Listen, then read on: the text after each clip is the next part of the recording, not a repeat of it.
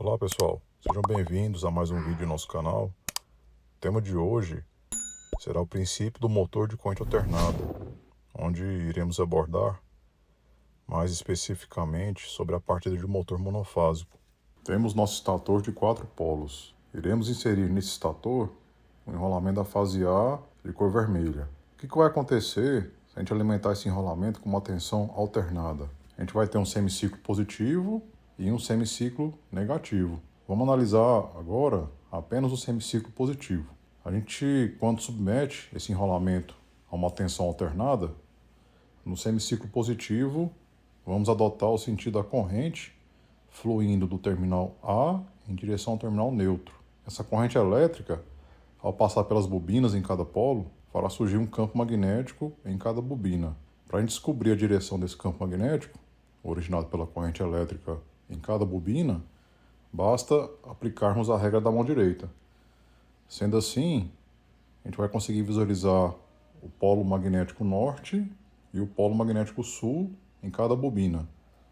Pelo fato da gente ter um meio magnético, que é o rotor, entre os polos, essa é a direção do campo magnético formado entre eles.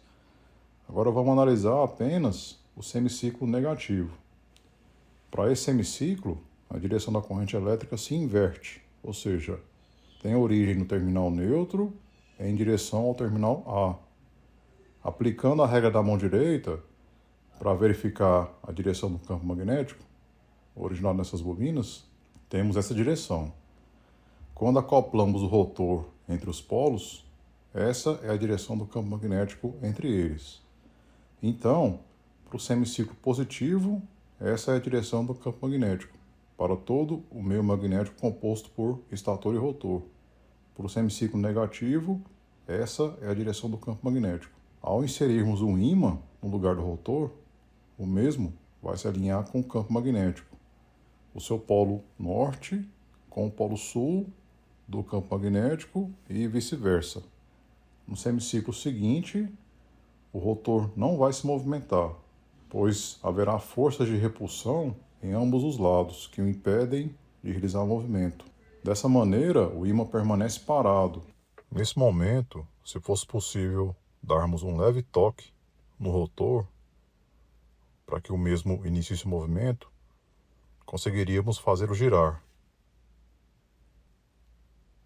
Com essa força que fizemos, o rotor iria conseguir manter seu movimento nos semiciclos posteriores. Obviamente, como essa opção é impossível, será necessário efetuar a partida automática do motor de outra maneira. O circuito elétrico do enrolamento da fase A, que iremos chamar de enrolamento principal, pode ser visto através da imagem. Esse circuito elétrico ele é composto por uma componente resistiva, R1, e uma componente indutiva, L1. A corrente elétrica I1 irá circular por esse circuito elétrico. A característica de um circuito indutivo é que a forma de onda da corrente está atrasada em relação à forma de onda da tensão, como observamos no gráfico das formas de onda da tensão e da corrente. Como temos o objetivo de partir o motor, iremos inserir um segundo enrolamento na cor alaranjado, que iremos chamar de enrolamento auxiliar. Esse enrolamento auxiliar irá utilizar os outros dois polos do motor. O circuito elétrico do enrolamento auxiliar é composto por uma componente resistiva, R2, uma componente indutiva, L2, e uma componente capacitiva, C2. Iremos inserir uma chave S1 no enrolamento auxiliar, com a função de partida do motor. Com a chave S1 aberta, não haverá corrente elétrica fluindo através do enrolamento auxiliar. No gráfico das formas de onda, teremos apenas as formas de onda da tensão e corrente I1. Com a chave S1 fechada, haverá corrente elétrica I2 fluindo através do enrolamento auxiliar. No enrolamento principal, também fluirá a corrente I1. Vamos considerar um valor de capacitância C2 igual a 0 Faraday, ou seja, tanto o enrolamento principal quanto o enrolamento auxiliar serão predominantemente indutivos. O gráfico das formas de onda nos mostrarão as correntes I1 e I2 em fase e atrasada da tensão. Ao ajustarmos a capacitância C2 para um valor capaz de adiantar a corrente I2 em 90 graus, em relação à corrente I1, o novo gráfico das formas de onda será dessa maneira. O capacitor é responsável por adiantar a corrente I2. A defasagem de 90 graus entre as correntes torna-se suficiente fazer com que o motor inicie seu movimento e o mantenha. Vamos detalhar como o campo magnético está se comportando a partir do momento que criamos uma defasagem de 90 graus entre as correntes I1 e I2. Iremos efetuar a análise através de 8 momentos. Lembrando que para o semiciclo positivo, a corrente irá fluir do terminal A em direção ao terminal neutro. Já no semiciclo negativo, a corrente irá fluir do terminal neutro em direção ao terminal A. No primeiro momento, a corrente I1 está em seu valor máximo, 10 amperes, e a corrente I2 em seu valor nulo, de 0 amperes. Como vimos no início dessa aula, o enrolamento principal em seu semiciclo positivo possui essa direção para o campo magnético.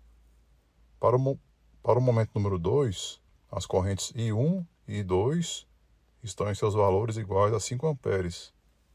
O campo magnético resultante tem essa direção.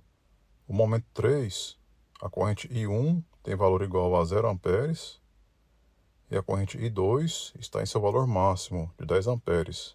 O campo magnético resultante possui essa direção.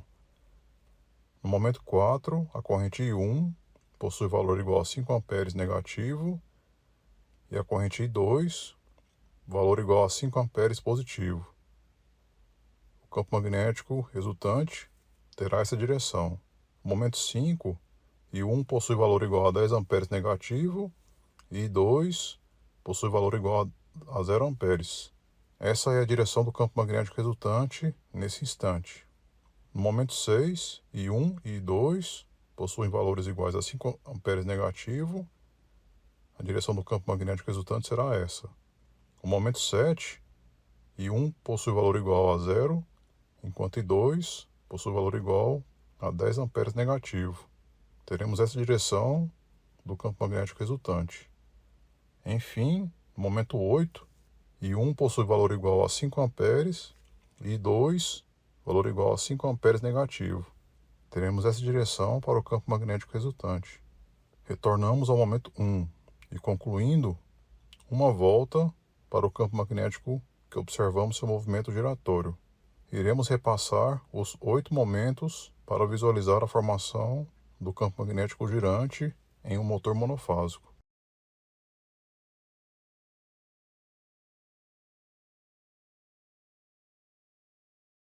Podemos inserir agora o nosso rotor.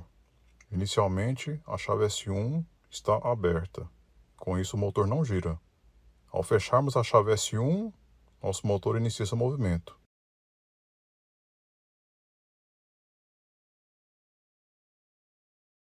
Finalizamos a nossa aula sobre a partida de um motor monofásico. Por favor, comentem aqui quais são os próximos temas que vocês querem que eu traga aqui no canal. Caso tenham alguma dúvida, também deixe no comentário.